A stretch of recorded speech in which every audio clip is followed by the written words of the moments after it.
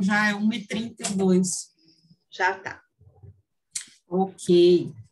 Então, eu vou começar fazendo nossa prece, porque senão a gente acaba ficando corrido o tempo, né? Toda vez é a mesma coisa, né? E aí o pessoal vai chegando.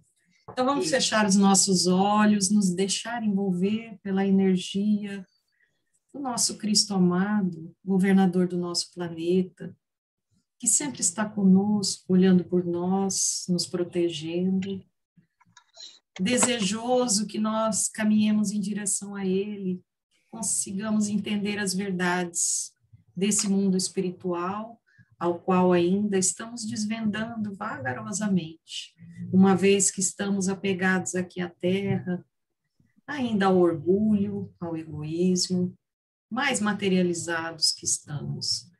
Mas, nessa caminhada, sabemos que podemos contar com esse amigo de infinita bondade e misericórdia, que sempre conosco nos ampara.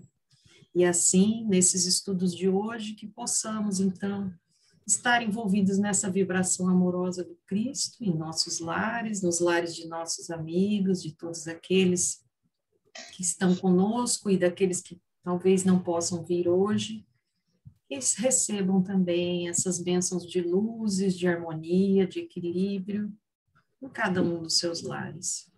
Jesus, se conosco, hoje, agora e sempre. Graças a Deus. Cleide, chegou, né, Cleide? Abriu o olho, via Cleide. Tudo bem, Cleide? Tudo bem. Vamos começar agora, tá? Aqui, ó, nós estamos, hoje a gente vai terminar o capítulo 10, que é o apóstolo de Samaria. Então, nós estamos aqui numa parte que fala, anoitecia, mas as tênues claridades do crepúsculo, eu não sei as páginas aí de vocês, porque o meu eu acho que é diferente, o meu livro está na 203, a minha. Vê se vocês localizam. 164. 164? É. Vocês conseguiram, gente, achar? Tudo bem aí? Podemos? Oi, Estefânia, tudo bem? Atrasadinha. Não, você chegou na hora. Nós estamos abrindo aqui para começar a leitura do capítulo 10. A gente está no anoitecia, mas as tênues claridades do crepúsculo. Hoje, na verdade, a gente vai ver a última parte do capítulo 10. A gente encerra hoje, né? Semana que vem é só o resumo, que aí o João traz para a gente aquele resumo. Então, aqui nessa parte que está encerrando aqui, que nós vamos ver hoje, na verdade, ela é bem contínua com a aula passada, a semana passada, tá? Então, assim, o que a gente viu na semana passada? Semana passada foi a parte em que ocorreu a morte do Simeão, né? Que é o nome do capítulo é Apóstolo de Samaria. O apóstolo de Samaria é aqui o tio da Ana, né? Que é a serva de Lívia. E aí, Simeão, ele vai ser morto, porque ele é açoitado pelo Sulpício, né? O Tarquínio Sulpício, que é aquele homem de confiança do Pilatos. Que, na verdade, foi até Samaria, atrás da serva, né, de Ana, procurando. E aí Simeão não quis dizer aonde que elas se encontravam, até porque elas estavam num ambiente escondidas, de certa forma, né, lá na Samaria. E aí vai acontecer, então, que ele é açoitado, né, ele é açoitado e ele vai ser até a morte, né. Então, aconteceu isso, a gente viu na semana passada já, que houve a morte de Simeão, né? E que depois, vocês se lembram o que acontece após, quem estava aí semana passada, logo após a morte de Simeão, quem que vai morrer também, gente? Alguém lembra? Suplício. O Sulpício. O que acontece com ele? Sulpício, ele começa, naquele momento, assim, ele se enche de fúria, né? E ele fica, de forma descontrolada, açoitando o Simeão. Já tinha morrido, né? Até porque ele colocou uma espada, né, no coração do Simeão, e aí o Sulpício continua num acesso de fúria, açoitando, né? Ali até Emmanuel comenta sobre a atuação da espiritualidade inferior aqui, porque o Simeão já estava morto, né? E ele fica naquele movimento de açoitar, de forma furiosa, né? E aqui é colocado aqui um pouquinho antes do capítulo, que a gente viu semana passada, que pela pouca profundidade da base da cruz, vocês se lembram que tinha uma cruz, né? Que eles faziam as orações ao redor da cruz ali, né? E abalara os movimentos, né? Com aquela movimentação do açoite em cima do corpo, já o corpo morto de Simeão, aquele movimento acaba abalando essa cruz. E ele coloca aqui, ó, ou pela punição das forças poderosas do mundo invisível. E aí o que acontece? A cruz, ela cai sob a cabeça, na base do cérebro, né, na base do crânio do Sulpício. E ele morre ali também, né? Ficam os dois mortos ali. E nesse processo todo, não estava a Ana e a Lívia não estavam ali, né? Naquela hora elas não estavam. Mas aí, com toda aquela movimentação, elas vão até lá, e naquele momento mostra assim como o espírito de Lívia se vê envolvido por uma espiritualidade superior para controlar aquela situação toda, né? Porque tinha os soldados, tinham os dois corpos dos dois que tinham morrido, né? Do Simeão e do Sulpício. Os soldados estavam ali e aquele povo crente, né? Que seguia ali, cristão, que seguia Simeão, que estava por ali, que se negou a fazer qualquer coisa também, né? Naquele momento ali, todo mundo se negou Simeão, né? Assim como Jesus foi negado, Simeão foi negado também. E ela, então, ela começa a aparecer aqui a interferência dela, e que ela está serena e imperturbável. É interessante a gente ver a condição dela, o quanto ela estava envolvida ali, porque ela tinha que tomar algumas resoluções, né? Imagina, diante daquilo tudo, você vê, o corpo dele ficou, do Simeão, a hora que elas saíram, tiveram aquele choque, né, de ver o corpo reduzido a uma massa ali, né? De tanto que foi açoitado. E aí a gente começa a leitura aqui, ó, onde eu vou iniciar com essa parte da Lívia, né? O que ela vai fazer? Então, fala aqui, ó, anoitecia, mas as tênues claridades do crepúsculo, na formosa paisagem da Samaria, ainda não havia abandonado de todo o horizonte. Então, era um finalzinho de tarde, né? Uma força indefinível parecia amparar o espírito de Lívia, alvitrando-lhe todas as providências necessárias. Quer dizer, alvitrando-lhe seria a mesma coisa que aconselhando. Então, de fato, né, é falado aqui que tinha uma força indefinível, tinha uma espiritualidade que estava acompanhando ela ali, amparando, né? Para a gente ver que em todas as situações, por mais difíceis que sejam, como tem um amparo espiritual, né? A gente não está sozinho, não está sozinho. Essas forças estão ali, ó, uma força indefinível. Em pouco, ao esforço hercúleo de numerosos samaritanos, foram retiradas pesadas pedras do grupo de rochas que protegia a cova, onde se haviam abrigado as 3 fugitivas, enquanto que era Lívia, Ana e Flávia, né, a filha de Lívia, que estavam lá. Ficaram escondidas nessa cova, né? Foi um ambiente. A cova seria dentro das pedras, como se fosse uma caverna, né? Fechada por pedras, né? Que era o que eles usavam naquela época lá. Onde se haviam abrigado as 3 fugitivas, enquanto às ordens de Lívia, os 6 soldados abriram uma sepultura rasa, longe daquele local para o corpo de Sulpício, porque Lívia tinha solicitado para os soldados que retirassem esses corpos, tinham que dar uma destinação adequada, vamos dizer assim, né, para os corpos, não ia deixar ali nem o Simeão, que é levado aqui, né, para essa cova, nem tampouco o Sulpício. Ela queria uma destinação para esse corpo dele aqui. Brilhavam já as primeiras constelações do firmamento quando terminou a improvisação dos serviços dolorosos. No instante de transportarem os despojos do ancião, que Lívia envolveu pessoalmente em alvo sudário de linho. Então, a gente lembra aqui do sudário, né? Lembra do santo sudário do Cristo também? Então, era a mortalha, né? Era um lençol de linho que eles cobriam o corpo, né? E a Lívia fez isso também com o Simeão, né?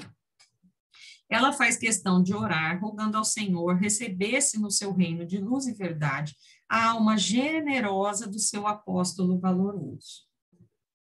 Ajoelhou-se como uma figura angélica junto àquele banco humilde e tosco. Você vê a imagem que ela passava, né? O espírito de Lívia, o que ela era, o que ela representava, uma figura angélica. Então, você vê que ela estava naquele momento serena, ela era uma pessoa que tinha um equilíbrio emocional, né, o espírito dela, para conseguir, claro que um amplo auxílio espiritual aqui, né? Mas ela tinha essa figura angélica, junto àquele banco humilde e tosco, onde tantas vezes se sentara o servidor de Jesus, Simeão, né? Entre as suas oliveiras frondosas e bem-amadas. Todos os presentes, inclusive os próprios soldados que se sentiam empolgados de misterioso temor, prostraram-se genuflexos, acompanhando-lhe a reverência, enquanto a claridade de algumas rochas sopravam perfumadas as brisas leves das noites formosas e estreladas da Samaria de há 2000 anos. Aí ela fala, né, começa então Lívia, aqui certamente envolvida, intuída, né, ela começa a falar, foi destinada a ela, né, aquilo que era Simeão que tinha ali, talvez quem fazia ali, né, as orações, os cultos, né, vamos dizer assim, e ali ela é que era mais preparada para isso, que é o que dá a entender, né. Daí ela fala assim, irmãos, começou ela emocionada, assumindo pela primeira vez a direção de uma assembleia, né, o termo que eles usam aqui, culto também, de crentes, né, elevemo-nos a Jesus o coração e o pensamento. Uma sensação mais forte parecia-lhe embargar-lhe a voz, inundando-lhe os olhos de lágrimas doloridas. Mas, como se forças invisíveis e poderosas a alentassem, continuou serenamente. Então, você veja, olha o tamanho do amparo espiritual, né?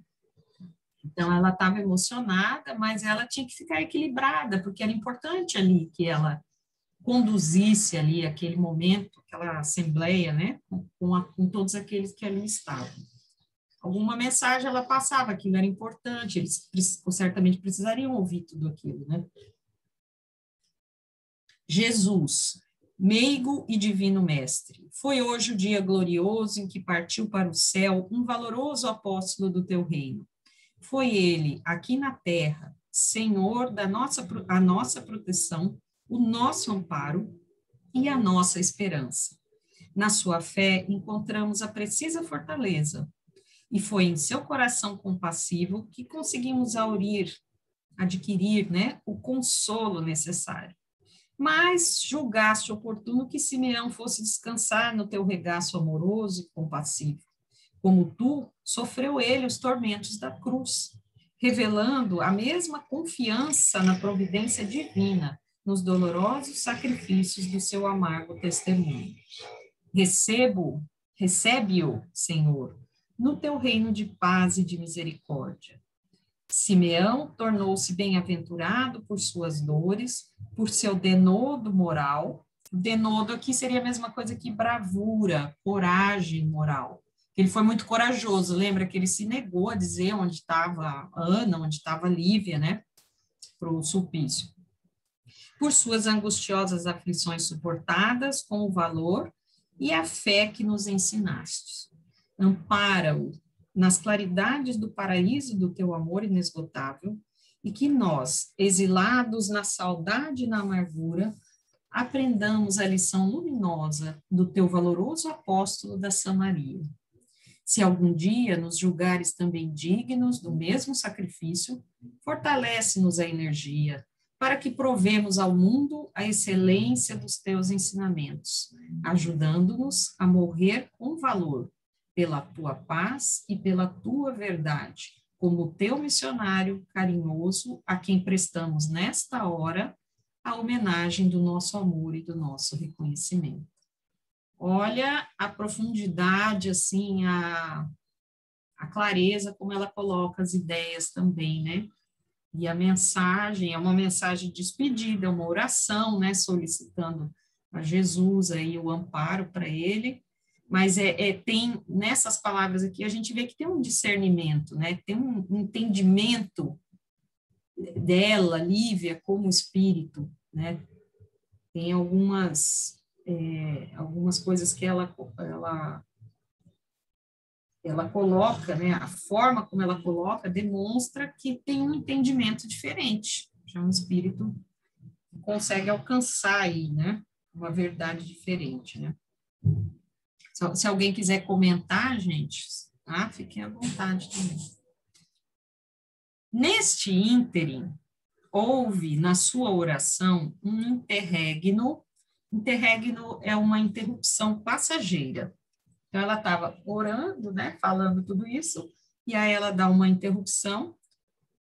Todavia, continuou: Jesus, a ti que vieste a esse mundo, mais para os desesperados da salvação, levantando os mais doentes e os mais infelizes, endereçamos igualmente nossa súplica pelo celerado, pelo criminoso. Ou seja, ela vai começar agora a fazer uma oração também por Sulpício, né? Que não hesitou em tripudiar sobre tuas leis de fraternidade e amor, martirizando um inocente, e que foi arrebatado pela morte para o julgamento da tua justiça.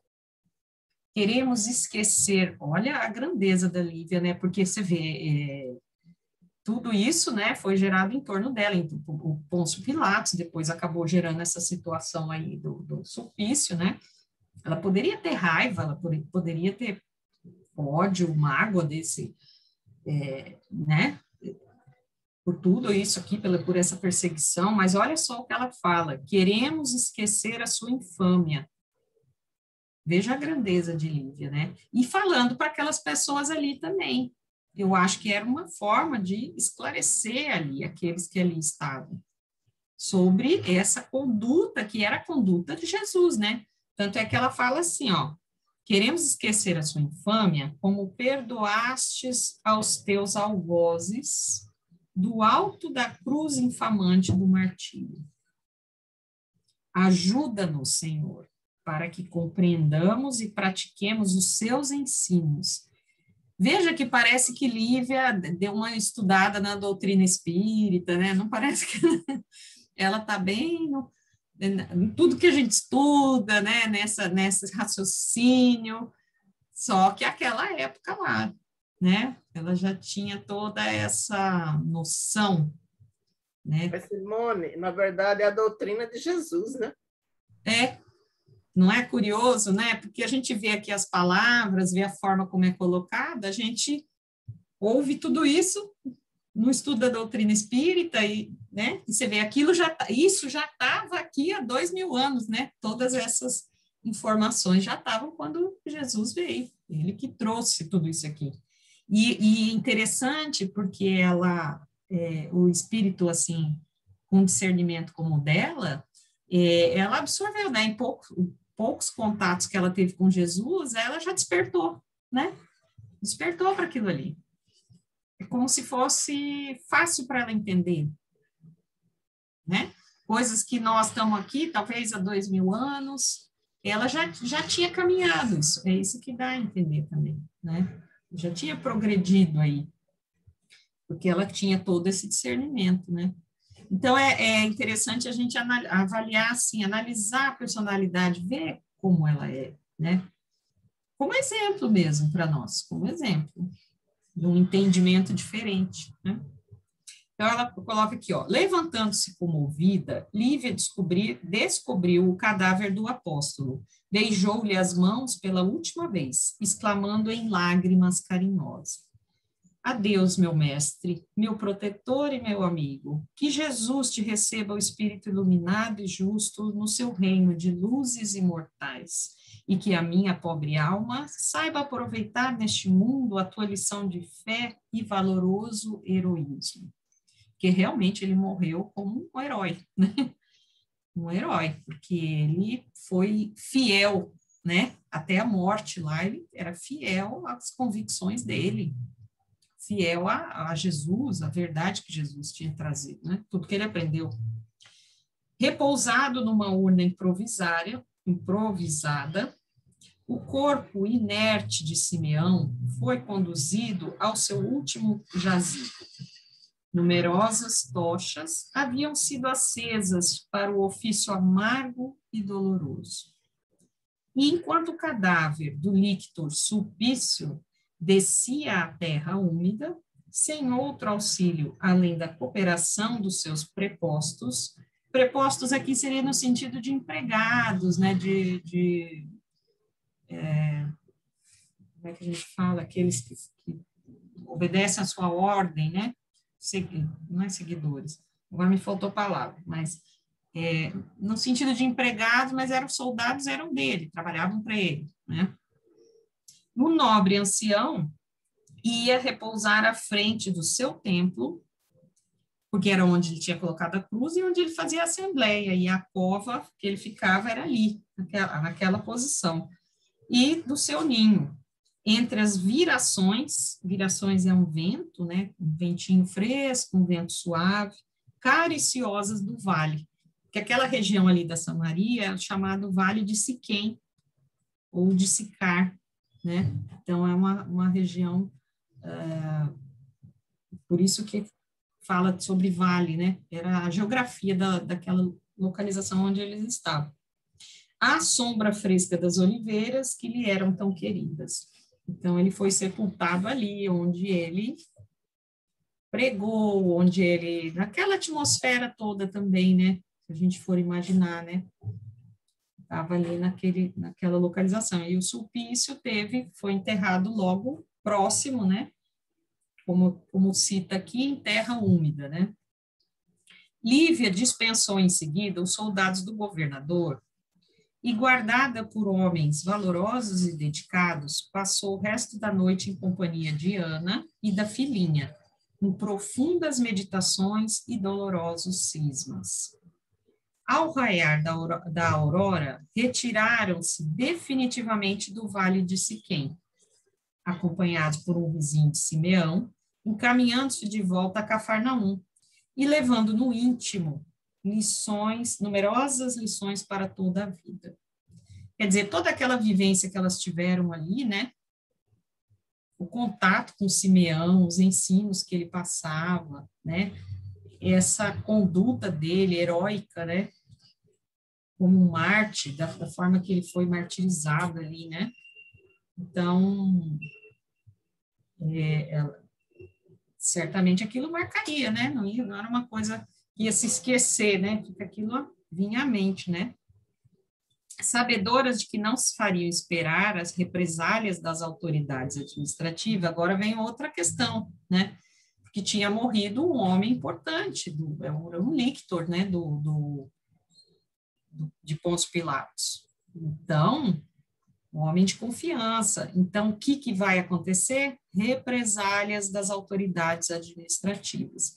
Então, elas sabiam que elas também não podiam ficar ali, elas tinham que sair, né? Regressavam, então, por estradas diferentes, que construíam atalhos preciosos sem tocar em Naim, para a troca de animais. Com algumas horas sucessivas em marcha forçada, eles atingiam o solar tranquilo, onde iam descansar de golpes sofridos.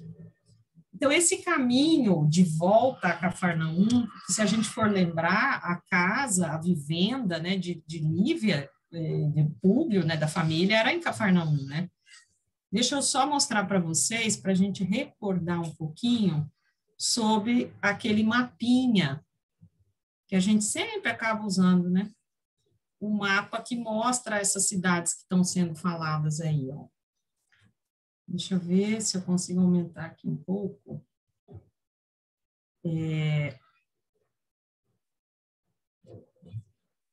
Aqui, gente, vocês estão vendo aí direitinho? Tá ok? Estamos vendo. Então, tá bom.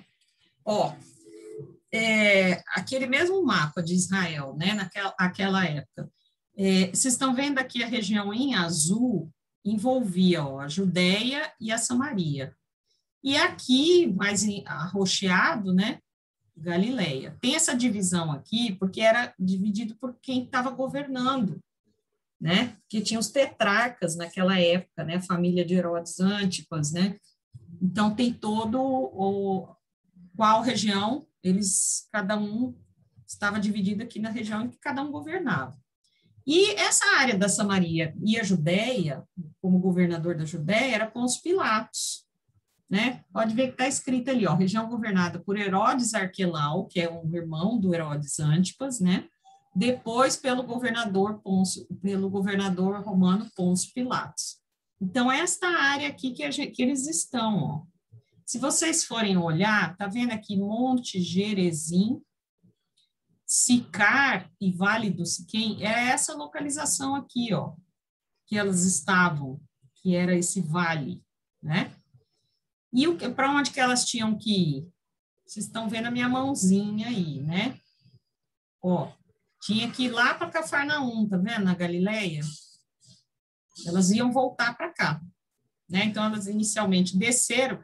Tá vendo aqui que tem Naim? Né? Então, o que elas iam fazer? Elas fizeram um outro caminho, porque diante daquela situação toda, né, de morte, do supício, ia haver, e elas procuraram voltar de forma que não fossem localizadas, né, por um outro caminho. Então, elas evitaram esse caminho que passava aqui, ó, por Naim. Não fala exatamente por quais locais, né? Só fala que saiu daqui, do Vale de Siquém, né? E que vão seguir até Cafarnaum, evitando um determinado caminho aqui, né? Que talvez fosse o caminho mais comum, né? Mais praticado lá por eles, tá? Então, elas vão voltar para Cafarnaum. Tem aqui também, bem pertinho, ó, que vai falar depois, tem essa aqui, uma cidadezinha que chama Sebaste. Tem um localzinho aqui também, que eu acho que ela vai falar mais para frente, no outro parágrafo. Mas você vê que é pertinho, né, do tal do monte. O monte era onde os samaritanos tinham um templo, que eles iam lá e oravam, né, porque os samaritanos não podiam ir lá para Jerusalém fazer oração no templo de Salomão, né, então eles oravam aqui, nessa localização do Monte de Gerizim. Tá? E tem essa cidade aqui que nós já vamos falar também, Sebaste. Ok? Então, vou dar uma parada nessa aqui e a gente retorna ali, ó. Vamos lá. Então, nós estamos nesse pedacinho aqui, ó. Falou de Naim para a troca de animais, com algumas horas sucessivas em marcha forçada, atingiam o solar tranquilo, onde iam descansar dos golpes sofridos.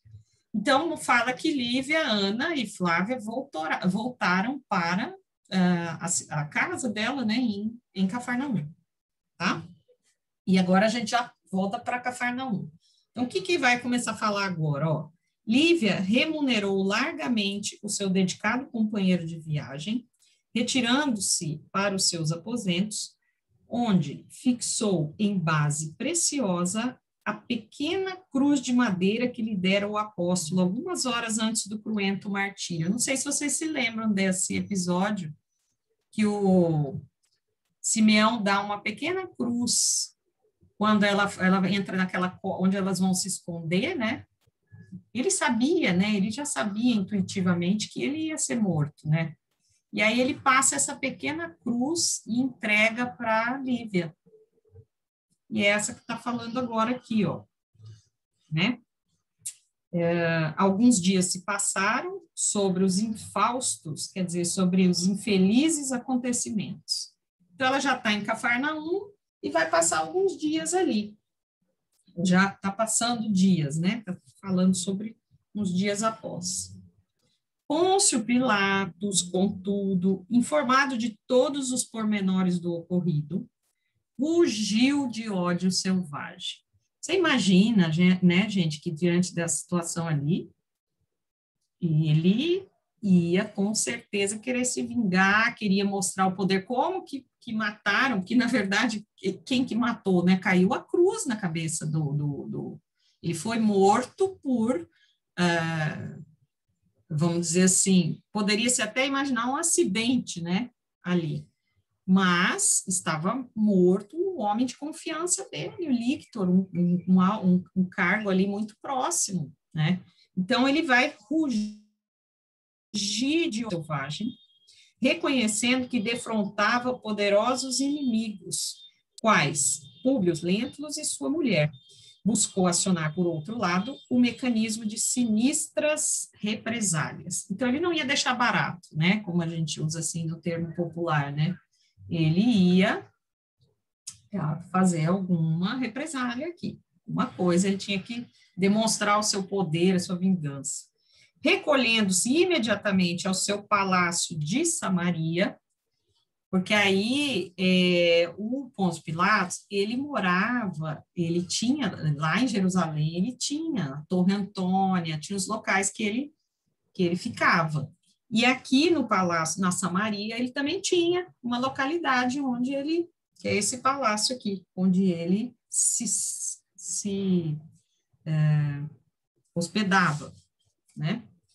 Então, o que está falando aqui, ó?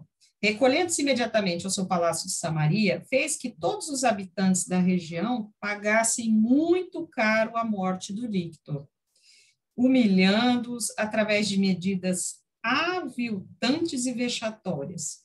Aviltantes é a mesma coisa que humilhantes. Vexatórias são vergonhosas, né? Então, ele vai humilhar essas pessoas, ele vai fazer com que pagassem muito caro a morte, né? Olha o que vem aqui pela frente, né? Assassínios nefandos, abomináveis, né? Nefandos é a mesma coisa que abominável, é terrível, né? Então, os assassinatos foram praticados entre os elementos da população pacífica do vale. Ou seja, quem estava lá no meio do povo ali, daquela localização, e que não tinha nada a ver, olha lá, elementos pacíficos, elementos da população pacíficos do vale, propagando-se por Sebaste, que é aquela localidade, aquela província que eu mostrei lá no mapa, né? E outros núcleos mais adiantados, a rede de crimes e crueldades da sua mentalidade vingativa e tenebrosa. Olha o que Pôncio Pilatos manda fazer, né? Então, não fica circunscrito aquele lugarzinho ali. Ele vai, né, pega outras localidades ali, ó, núcleos mais adiantados. Então, ele vai, naquela região, mostrar o poder, né, o poderio dele e como que não, esse povo, como ninguém poderia, porque não tinha quem, como é que ia prender alguém, né, especificamente, sendo que não foi, né, não foi um assassinato ali, né, não teve. Então, como não tinha nem quem ser colocado ali como criminoso, né? Então, mas mesmo assim ele não teve problema, ele deu um jeito de se vingar em todo mundo. Veja o absurdo, veja que loucura, né, gente? Uma forma de desequilíbrio. mostrar força, né, Simone? E amedrontar, É né? como dizer, é como ele estivesse dizendo, vamos ver quem manda aqui, né? Exatamente. Vocês mexeram com, né, com quem vocês não deveriam mexer. Verdade. Tá representando o império ali, né? Estacionemos, aí ela, aqui, Emmanuel vem aqui, ó. Estacionemos, todavia, em Cafarnaum e aguardemos aí a chegada de um homem. Ao cabo de alguns dias, com efeito, regressava o senador de sua viagem através da Palestina. Você se lembra que aconteceu tudo isso aqui porque o senador estava viajando, né? Aqui está falando do retorno dele para casa. Após o seu regresso, Lívia cientificou de quanto ocorrera na sua ausência. Públio Lentulus ouviu-lhe o relato silenciosamente. À medida que se lhe tornavam conhecidas as ocorrências, sentia-se intimamente tomado de indignação e de revolta contra o administrador da Judéia, contra Pôncio, né, Pilatos. Não só pela sua incorreção política, mas também pela extrema antipatia pessoal que a sua figura lhe inspirava, resolvendo, em face do acontecido, não vacilar um segundo em processá-lo acerbamente, como quem julgava dever perseguir o mais cruel dos inimigos. Então, na verdade, a gente sabe que ele já estava descontente com Públio, já estava, né, com as atitudes de Pilatos, com os erros dele, com as coisas que ele estava fazendo ali politicamente de forma errada. E aí vem essa situação ainda. Aí o que ele vai perseguir como um inimigo mesmo. Já era um inimigo porque, né, já tinha disputado a mulher com ele achava, ele ainda continua achando, né, que Lívia tinha um caso, havia tido um caso com Pilatos, né? Continua, não mudou a opinião aqui. A única coisa que ele vai achar, sim, que ela relatou tudo, né, de que Pôncio ia lá procurá-la sozinha, que ela saiu, ela relatou que ela tentou se esquivar daquela situação, né? Isso ele vai ficar sabendo aqui, né? O leitor poderá, olha só a colocação, né? O leitor poderá, talvez, supor que o orgulhoso romano teria o coração sensibilizado e modificado os sentimentos a respeito da esposa, de quem presumia possuir as mais flagrantes provas de deslealdade e perjúrio. Perjúrio é mentira, né? No santuário do lar e da família. Mas Públio Lentulus era humano. Olha que colocação interessante isso aqui.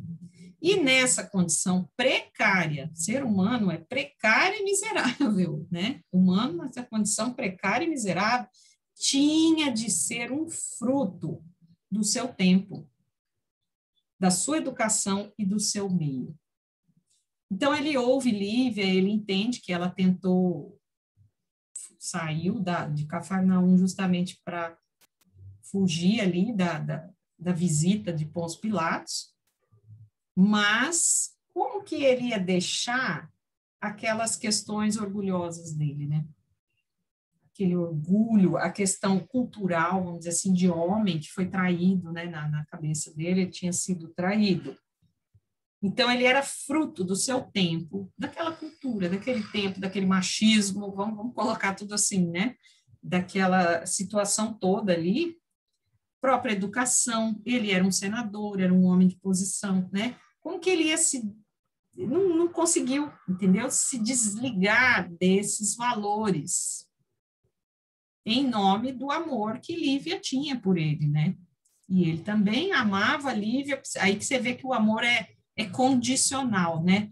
Porque ele amava aquela mulher, mas existem certas condições que o impediam, né? De aceitá-la, de perdoá-la nesse caso aqui, porque, quer dizer, não tinha nem o que perdoar, mas ele achava, né, que tinha sido traído.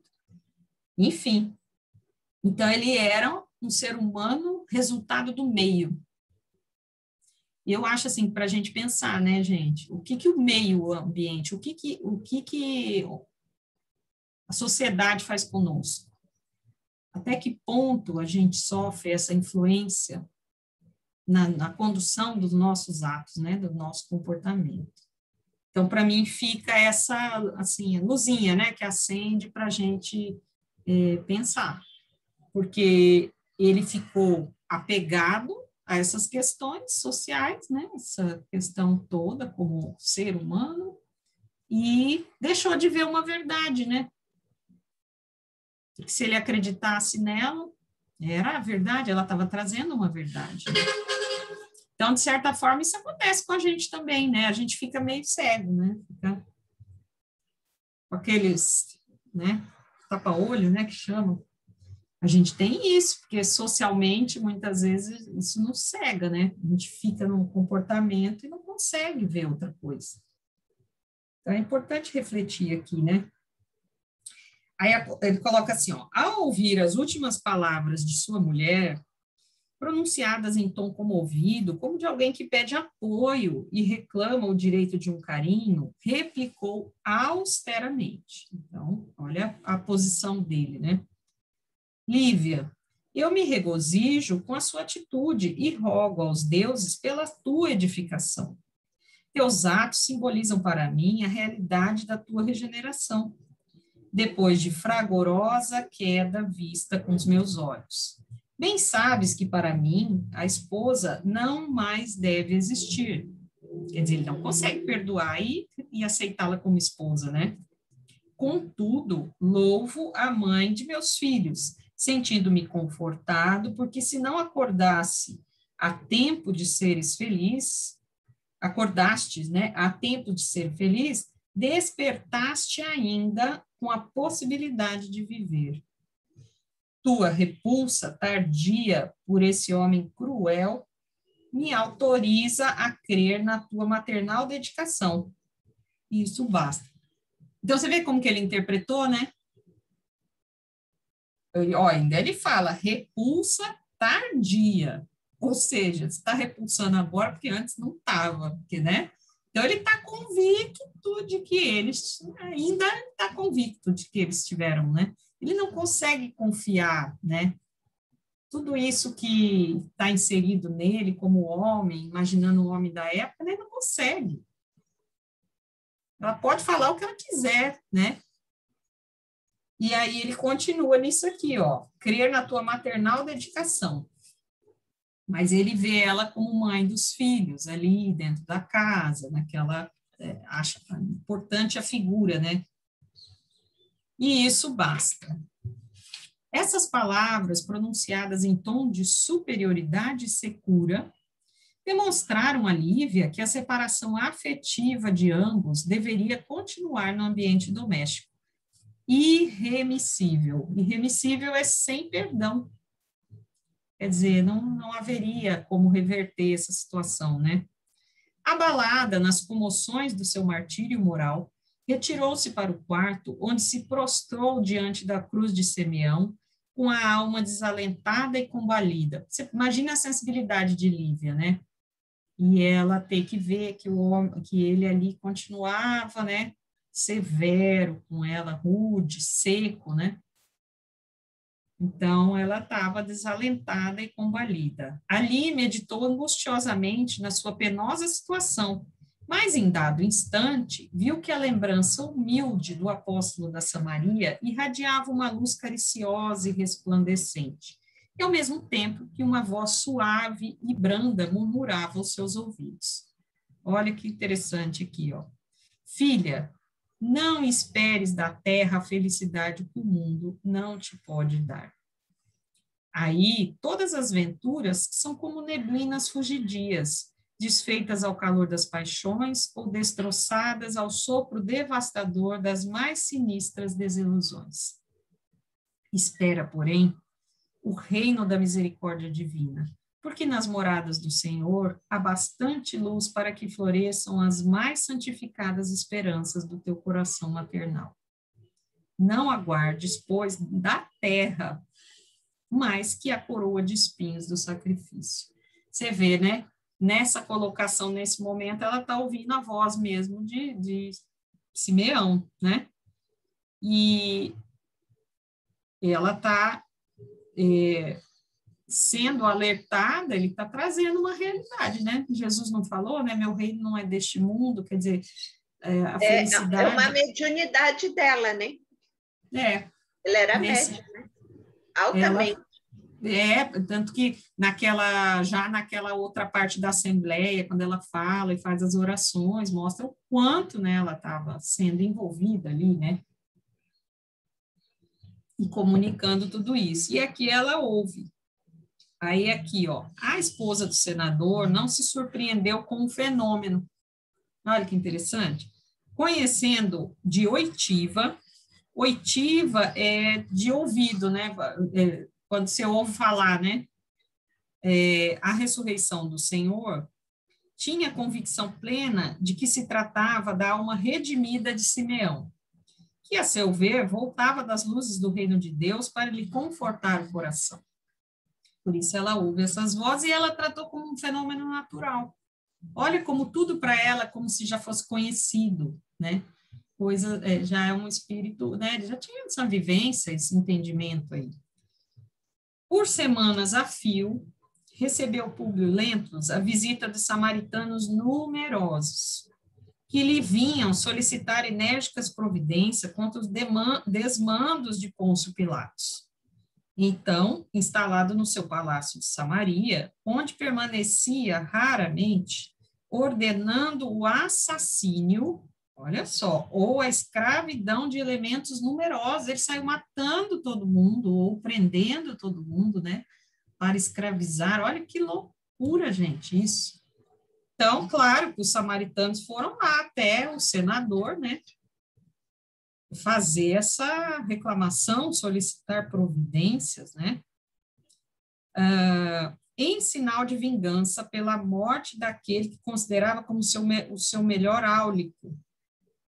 Áulico aqui pode ser no sentido de bajulador, né, aquele homem ali próximo, como o que mais lhe bajulava, lhe trazia aquilo que ele precisava, né, fazia aquilo que ele necessitava, atendia-o, né, da sua casa.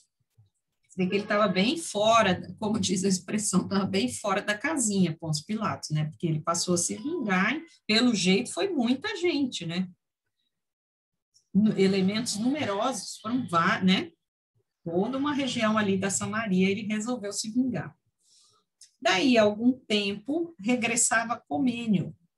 Comênio era aquele escravo, né, da casa de Públio, que tinha sido mandado uma viagem, que Públio mandou uma carta para Roma. Acho que vocês lembram dele, do Comênio, né? E aí ele mandou uma carta para o Flamínio, que é aquele amigo dele que vive em Roma. E pedia, nessa carta, ele solicitava um professor que viesse para a Palestina, um professor para Flávia, para a filha dele, para a educação de Flávia. Então, aqui vai falar assim, ó, daí a algum tempo, regressava Comênio de sua viagem a Roma com o professor competente para a pequena Flávia. Além desse preceptor, quer dizer, desse mestre notável, que lhe mandava a carinhosa solicitude de Flamínio Severus, chegavam-lhe também novas notícias que o senador considerava confortadoras. Em virtude da sua solicitação, as altas autoridades do império determinaram a volta do pretor Salvio Lentulus. Vocês se lembram do tio, né? Salvio Lentulus era tio do Públio. E ele aqui, ele tinha a esposa, como que era o nome da esposa, gente? Que era devassa lá, que era terrível. Fúvia, né? Fúvia. Fúvia. Isso, Fúvia. Então, por conta daquela situação toda com a Fúvia, lembra que ele tinha, nessa carta, ele tinha pedido que eles fossem mandados também para ele. Não queria ninguém perto, ele queria se livrar de todo mundo, né? E ele mandou essa carta pedindo, então, para que o tio voltasse, né? Com a esposa e tal. Com a família para a sede do governo imperial, pedindo-lhe o amigo, particularmente, a remessa de dados positivos quanto à administração de Pilatos na Judéia, a fim de que o Senado pleiteasse a sua remoção. Também ele queria, né, diante daquela situação toda agora na Samaria, que Pilatos também, né, fosse removido dali. Em virtude dessas circunstâncias, daí a algum tempo, voltava Comênio a Roma, levando a Flamínio um volumoso processo, relacionando todas as crueldades praticadas por Pilatos entre os samaritanos. Em vista das distâncias, por muito tempo, rolou o processo nos gabinetes administrativos. Você vê, até naquela época era demorado essas coisas, né, gente? Olha aí, né, a morosidade da análise aqui, administrativa, tudo demorado, ó. Até que no ano de 35, porque esse ano que estava aqui, que era da morte de Simeão, tudo era 33, foi quando Jesus morreu, né, que a gente viu ali anteriormente. Então, aí chegou em 30, até o ano de 35, foi o procurador da Judéia chamado a Roma, onde foi destituído de todas as funções que exercia no governo imperial, sendo banido para Viena, nas Gálias, onde se suicidou daí a 3 anos, ralado de remorsos, de privações e de amarguras. A gente sabe, né, que o Pilatos, ele acaba se suicidando, né? E esse foi o destino dele aqui. Então, primeiro ele foi deportado, né, foi banido para Viena. Viena é a capital da Áustria, mas naquela época, na região nas Gálias, as Gálias era uma região que incluía França, né, incluía alguns países hoje ali ao oeste, né, que pega inclusive até a Áustria. Essas Gálias era onde viviam os gauleses, por isso que tinha esse nome. Então, naquela época lá, o Império Romano domina toda essa região das Gálias e tudo, tá? Então, só para a gente localizar o que são essas Gálias aí, né? Pega, além da França, pega essa parte da Áustria também, tá. E aí, Pilatos suicidou, né? Eu me lembrei, a gente já estudou com o pessoal dessa turma de sexta-feira, né? A gente estudou no livro da Amélia Rodrigues. Esse aqui, ó, A Mensagem do Amor Imortal, nós estudamos no capítulo 19, ela fala sobre o comportamento do Pilatos. A Amélia fala, né? Qual a destinação, o que acabou acontecendo naquele julgamento. E tem um trechozinho aqui, que ela coloca a seguinte observação, a Amélia, nesse capítulo 19, tá? É bem interessante, depois, quem tem o livro, quiser dar uma... Não dá para ver direito, né? Quiser dar uma olhada no capítulo 19, para ver aqui o que acontece com Pilatos, né? O capítulo 19, ele é um que fala assim, julgamentos, é o nome do capítulo, tá? E aí vem o julgamento do Pôncio Pilatos. E o que acaba acontecendo aqui, né? Ela fala o seguinte,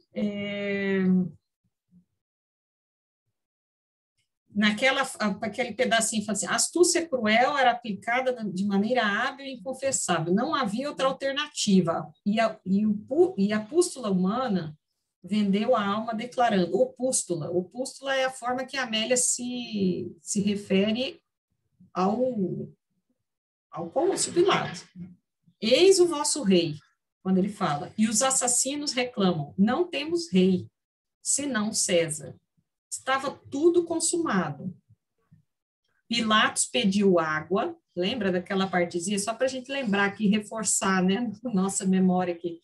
Pilatos pediu água, mergulhou as mãos para lavá-las e exclamou, sou inocente desse sangue, isso é lá convosco. Os bárbaros então gritaram, o sangue dele caia sobre nós e sobre nossos filhos. Imagina esse quadro, hein, gente, essa situação. Conforme aconteceu através dos muitos séculos que vieram depois da maquinação hedionda. Isso é a observação da Amélia. E aí ela coloca assim, ó, Pilatos prosseguiu lavando as mãos, até até sucumbir pelo suicídio. Então, assim, ele fica com um sentimento de culpa, com vamos dizer assim, um desequilíbrio aqui, né? Emocional, um desequilíbrio que ela usa aqui, a gente não sabe se ela está dizendo que Pilatos continuou lavando as mãos mesmo, como um ato de tentar se limpar, né? Ou, propriamente, né, pegando água e continuou lavando. Sabe quando a pessoa adquire aquele hábito em que ela... Está me faltando agora a palavrinha aí, então, que ela toma aquele hábito que ela vem, se lava e vai, se lava de novo, tipo uma compulsão. Tipo um toque, né? É um transtorno aí, obsessivo compulsivo. E depois ele se suicida. Então, a própria Amélia traz nesse... E aqui Emmanuel está falando também, né? Mas Marta?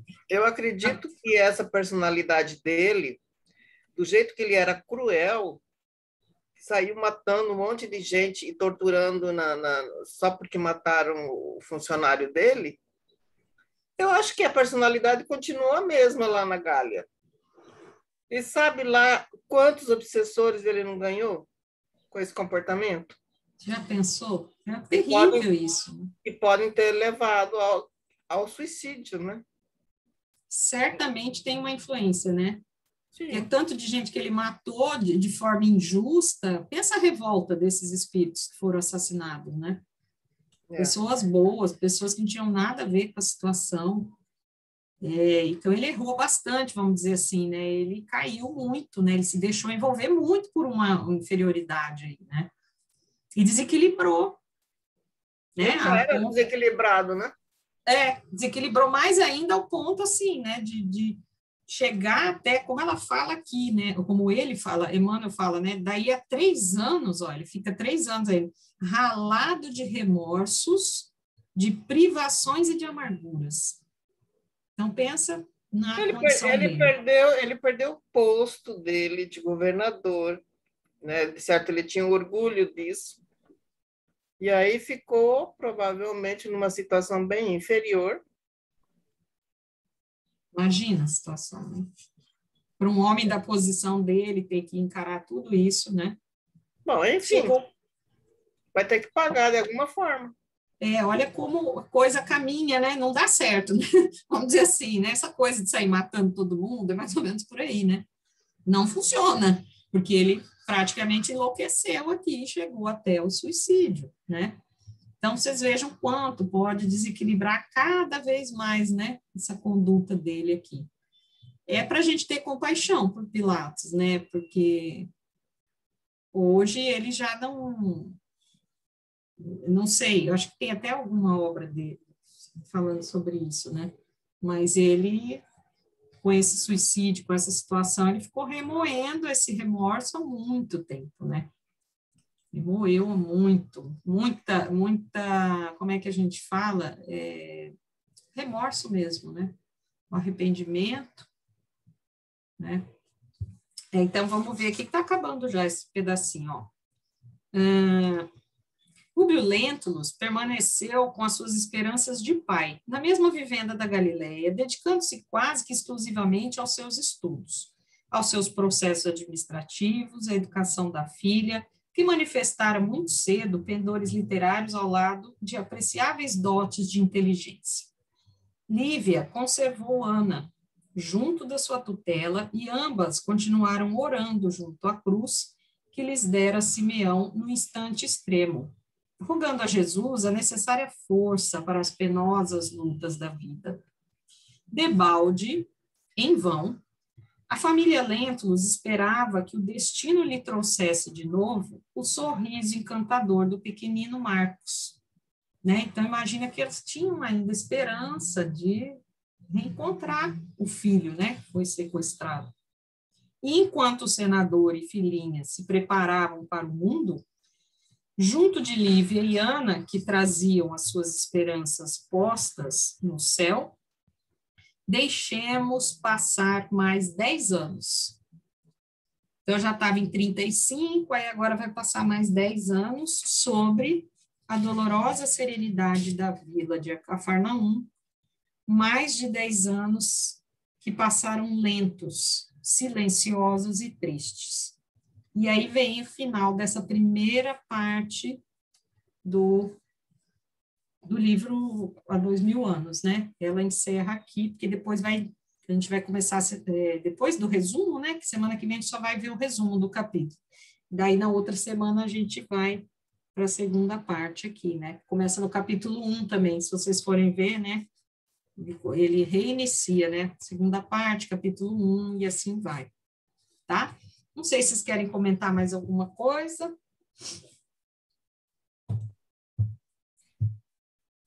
Nosso grupo lá do Discípulos do Evangelho Rede Vivo, o nosso trabalho era apresentar Há 2000 anos. Que legal! Mas, olha, ficou muito bom. Ficou ótimo. Marta? Ficou muito bom. Os slides ficaram ótimos. Eu posso mandar para vocês darem uma olhadinha nos slides que a moça conseguiu as imagens. Sim. Legal, manda mesmo. Não sei se consegue mandar pelo WhatsApp, se não por e-mail, né? Eu tenho no WhatsApp que ela tá. Ela mandou também. A moça do nosso grupo que fez os slides. Que joia, que joia. Muito legal. Muito bom o trabalho. Esse livro é interessantíssimo, né, gente? Tem umas partes assim, né, que a gente vai vendo devagarinho aí, estudando e detalhando, né? Quanta coisa, que riqueza, né? Riqueza de informações. Que legal, Marta. Eu mando para vocês, então. Então, obrigado. Até semana que vem. Até, Marta. Até mais. Tchau, tchau.